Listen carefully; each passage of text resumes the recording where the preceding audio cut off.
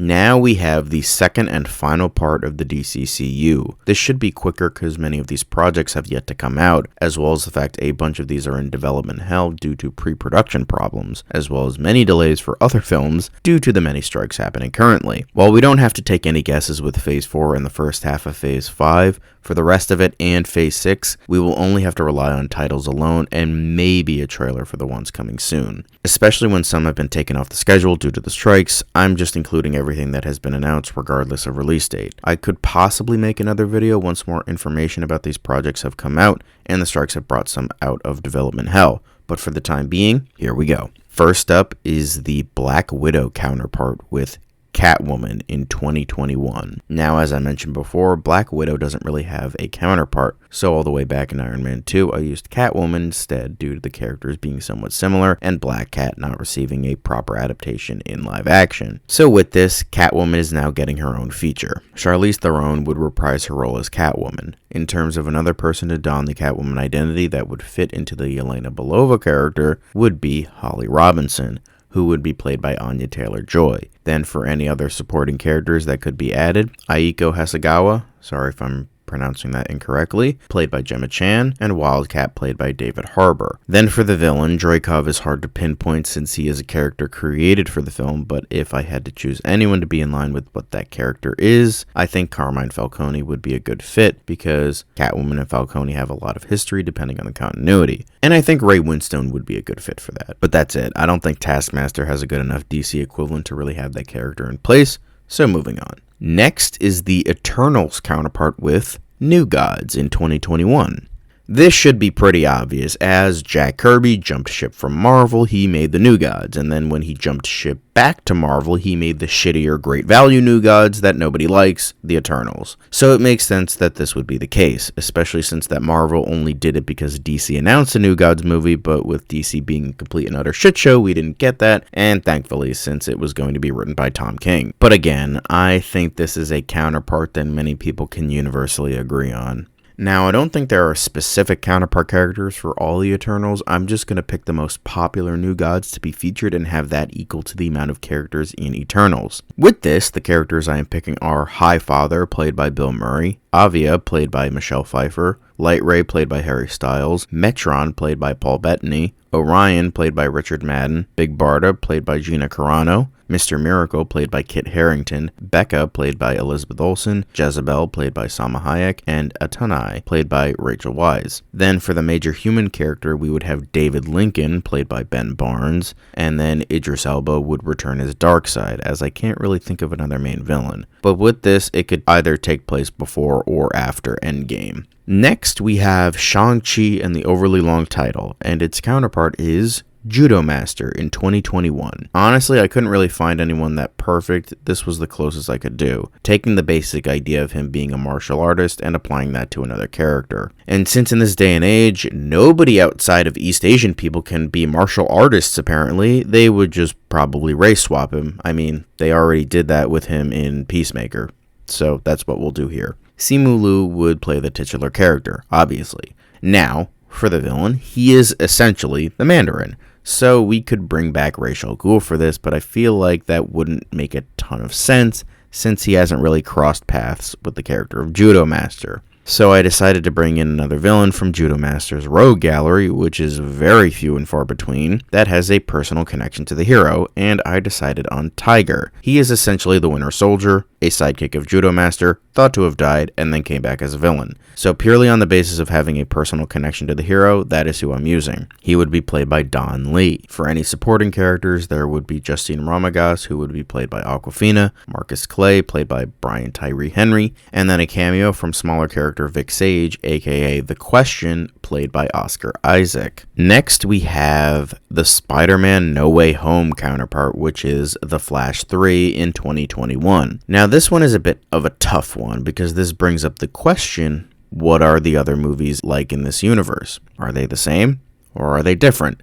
Because why would WB greenlight a Batman movie that would start a cinematic universe the same year Nolan was doing The Dark Knight? But then that also brings up, why would Nolan make an Iron Man trilogy if we're making everything counterparts? So it's tough. I think some things would exist and some things wouldn't. I think the best course of action and would make the most sense is that Nolan's trilogy never happened, yeah, I know, sorry, and WB immediately jumped into a shared universe in 2008. That means that anything past 2008, no other DC movies happened, like Green Lantern and Jonah Hex and the such. Why am I bringing this up? Well, who are the other Flashes that need to be brought into this movie? Because it would make sense that this would be a multiverse movie with Flash as well. But let's not get too ahead of ourselves. So, similar to the movie we got, we would have two other versions of the Flash. Who would they be? Well, as I mentioned in my last video, I had a plan for John Wesley Shipp, and well, here it is. Unsurprisingly, he would fill the Tobey Maguire role as sort of an older mentor Flash. Then as the younger, kinda edgier Flash, who would fit the Andrew Garfield role, the only one that I think would fit would be Kyle Gallner, prior to the events of Season 11, even though he's technically not the Flash.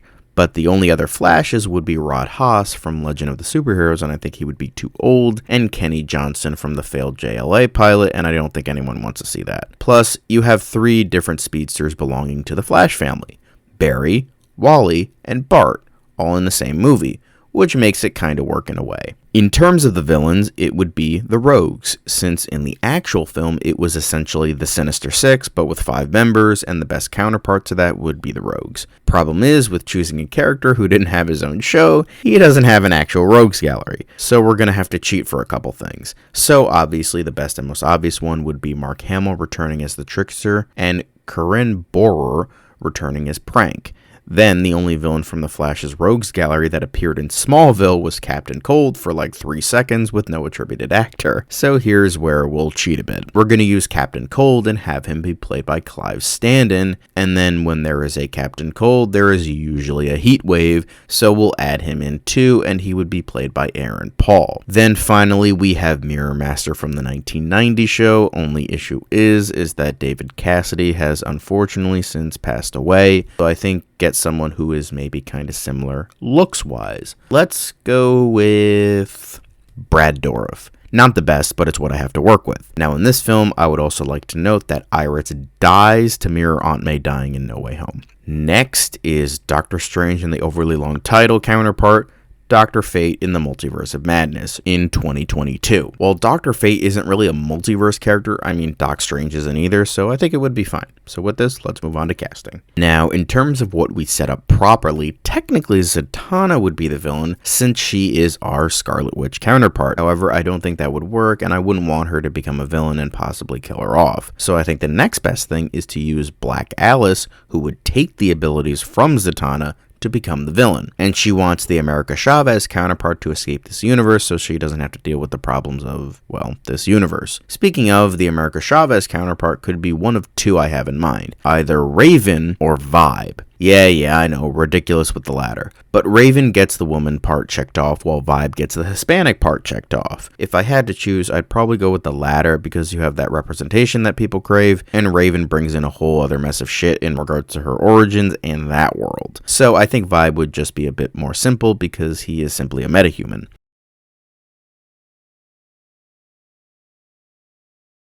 Then McAdams would return as Inza Kramer, although unlike in the actual film, she wouldn't be getting married to somebody else. And Chiwetel Ejiofor would return as Ian Karkul, a good version like in the actual movie. Then for the Illuminati analog, the best one I could find was Secret Society. With that, those characters would be Lex Luthor, played by Hugo Weaving, Sinestro, played by Luke Evans, Captain Comet, played by Jensen Ackles, Creeper, played by Will Arnett, and Silver Banshee, played by Emma Stone. And then, of course, for the most important character of them all, Bruce Campbell would still play Pizza Papa.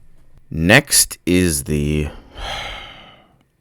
Thor Love and Thunder counterpart, Wonder Woman Love and Power in 2022. Now, if you remember, Wonder Woman lost her powers at the end of her 3rd film, and she went through the last 2 Justice League films powerless and into this film. She would get her powers back here through some means of the events of the film. But that is in regards to that, so let's get on to casting. So with the absence of two supporting characters, as they both became villains last time, they would be replaced by Ed Indelicado, played by Taika Douchebag McGee White Titties, Minda Meyer, played by Tessa Thompson, and Brian Elliott, played by Luke Hemsworth. Tony Leung would also reprise his role as I Ching. Then the villain would be Nikos Aegis, because he was the closest I could find to Gore the God Butcher, as he was a regular man gifted special powers from weapons that could kill gods. So he would essentially be gifted these abilities from Hades, who wants to kill all of the other gods so that he can escape the underworld and rise to power. He would be played by Michael Antonikos. With this, by the climax of the film, Wonder Woman is then gifted her abilities again by Zeus, played by Russell Crowe, so that she can defeat both Aegis and Hades. Then there is the Black Panther Wakanda Forever counterpart, Aquaman War for Atlantis in 2022.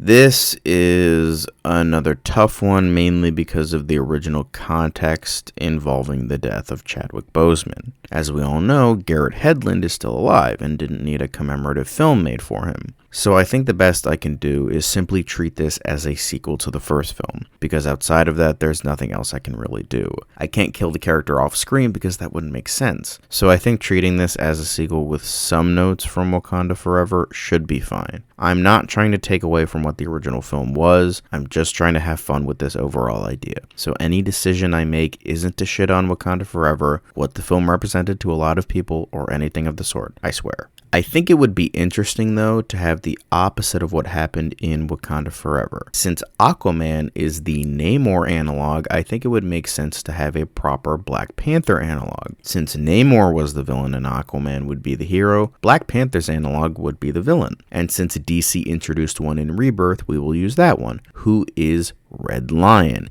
He's literally just Black Panther, but bad. I think that could be a fun parallel. However, I would like to reiterate that I'm not doing this out of malice or anything when it comes to the Black Panther character or Boseman. I just thought it would be an interesting idea and a good parallel to the surface level idea of Wakanda Forever, with a fictional water-based empire fighting a fictional African empire, and that's it. Red Lion would be played by Forrest Whitaker. Since he's played a dictator already, might as well go with him. But everyone else would return.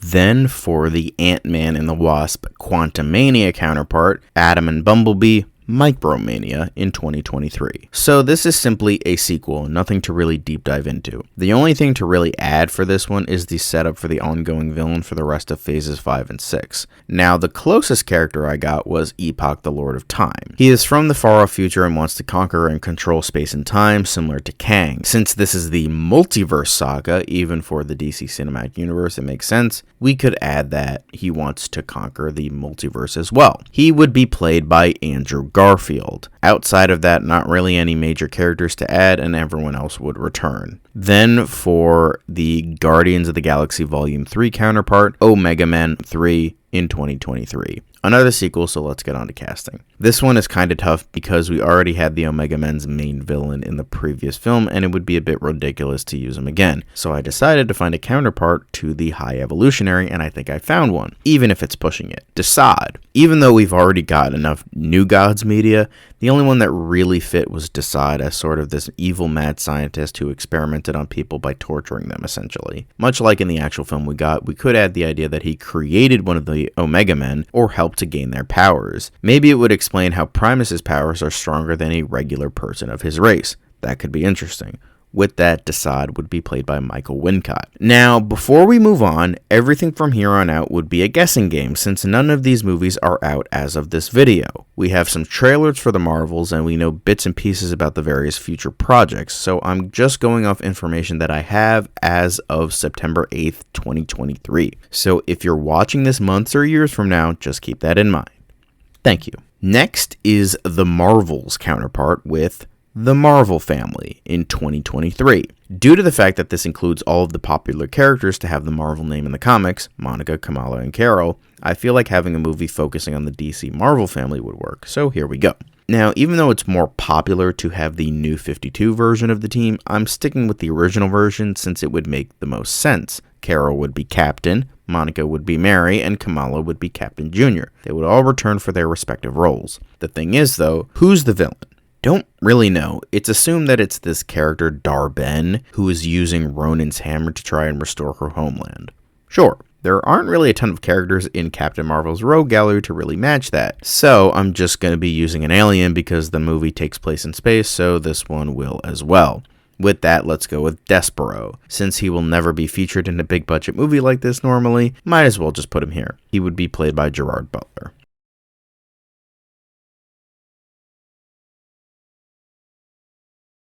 Then there is the Deadpool 3 counterpart with Lobo in 2024. Again, this sort of brings up the idea of what exists outside of these two universes. Because if this were the case, the Fox universe would have a bunch of DC characters that DC didn't have the rights to. But since that wouldn't have been the case, and I did already say that pretty much everything else in this universe in regards to DC and Marvel would stay the same, I'm just going to cheat a bit and not have this be a sequel to anything, because it simply can't be. It wouldn't make sense. With this, for Deadpool's counterpart, I picked Lobo. Even though DC is trying oh so very hard to make Harley Quinn DC's Deadpool, that's fucking stupid since Lobo is pretty much Deadpool but without the meta-ness to the character of him being aware he's a comic book character. Trash-talking comedy relief anti-hero who is a satire of 80s action and excess. Pretty much has both Lobo and Deadpool to a T. I'm aware there are other characters that can also fit to Deadpool's counterpart, like Deathstroke, since he was pretty much Marvel's Deathstroke when he was first created, but better writers pretty much made that moot as time went on. As well as Plastic Man, but Plastic Man doesn't really have the edge like Deadpool's character, and it's pretty much only seen as a hero. Then, finally, Ambush Bug probably fits the best, and probably even better than Lobo, but I think he's just too weird of a character to sustain his own feature. So, Lobo it is. So with this, the only thing we really know about this movie is that Deadpool and Hugh Jackman are in it, as well as some returning characters from previous films, which includes Jennifer Garner's Elektra for some reason, and that Emma Corrin is playing a lead villain role. We also don't know if Jackman is playing Wolverine or playing himself playing Wolverine, because that's a rumor too. We know very little of the plot, and considering that it stopped filming due to the strike, we probably won't know for a good long while. So I'm just going to be real creative with this based on what we know, which is based on rumors and half-truths. With this, I'm going to make it so that Lobo, played by Jason Momoa, has to, for some reason, team up with Catman, played by Matthew Lillard, to defeat his daughter Crush, played by Emma Corrin, who wants to get revenge on Lobo for being a shitty dad. Sounds stupid, but I feel like it would be up this character's alley to do something kind of stupid. Also, since Catman is the closest counterpart for Wolverine, I made him a character here. So that's about it, because again, no info. Next, there is the Captain America Brave New World counterpart. Superman Brave New World in 2024. This one was a bit awkward since Superman wouldn't have retired and passed the torch down to somebody else, but I still think I could make it work with whatever they are trying to do here. I would have Steel as the main character and have him wielding the House of El crest like he does in the comics, and that would be a source of contention for a lot of people. Superman would still be featured as a prominent figure, but it would mainly be about Steel trying to live up to the crest on his chest, like Sam is trying to do for Captain America in the actual film we're getting. There are some ideas of what the film will be, mainly due to the cast of mostly Hulk characters, but we can make this work. Now, Betty Ross is in the actual film, and while I did make that character Diane Mead back in the Martian Manhunter film in this universe, since this is now a Superman film, I'm just going to be using Lois Lane here. Makes sense, especially with how I'm also going to have General Sam Lane in the film, although not as president because I feel like that doesn't make sense with this character. Steel would be played by Aldous Hodge, and Matt Bomer and Catherine Newton would return as Superman and Supergirl respectively. They would both fill the new Falcon role in the film as sort of secondary characters to the main character of Steel. Then there wasn't really anyone to fit the Isaiah Bradley role, so I just decided to insert Natasha Irons as Arclight, played by Sky Jackson. Sabra is going to be in the film as an Israeli superhero, and since quite literally the only other Israeli superhero in existence is from DC Comics, which is a character called Seraph, we'll insert them here. He would be played by Ronan Rubinstein. He was the only actor that fit the criteria of what they're going for, but obviously for a guy rather than a woman. Then the villain I decided to go with is a Martian Manhunter villain, since the leader is a Hulk villain and Martian Manhunter is our Hulk analog. So I decided to pick someone who fit the criteria of someone who used to be an ally but is now a villain, and I went with Noor Kott, who used to be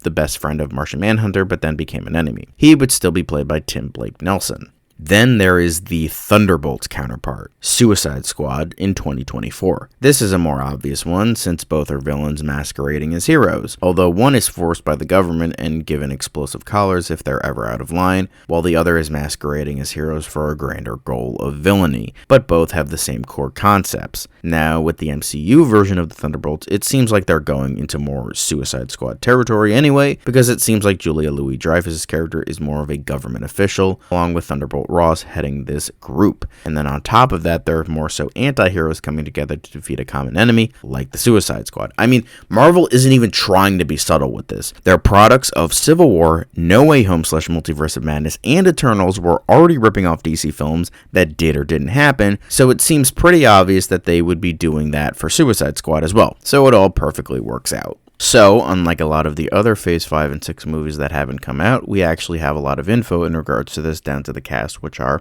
Bucky Barnes, Ghost, U.S. Agent, Valentina Fontaine, Yelena Belova, Red Guardian, and Taskmaster. I think all of these have a decent enough analog. For Bucky, I thought Red Hood was perfect since he is essentially DC's The Winter Soldier, even though he is part of the Batman family rather than the Super family. In terms of similarities between characters, it's near identical. And we already made it so that Tim Drake was the Robin of the DCCU, so we can use him here. He would be played by Jamie Dornan. Then for Ghost, just gonna use Lady Kronos, as she was the villain of that Counterpart film. Then for U.S. Agent, since he's pretty much seen as the bad version of Captain America, might as well use the bad version of Superman with Bizarro, which in this version is an experiment gone wrong. He would still be played by Matt Bomer. Then for Valentina Fontaine, being sort of the head of the operation and organizing everything, might as well make her Amanda Waller, played by Angela Bassett, who did already play the character in Green Lantern, but since Green Lantern was never a thing in this universe, might as well use her here. For Yelena, we have Holly Robinson, who will go by the name Phyllis.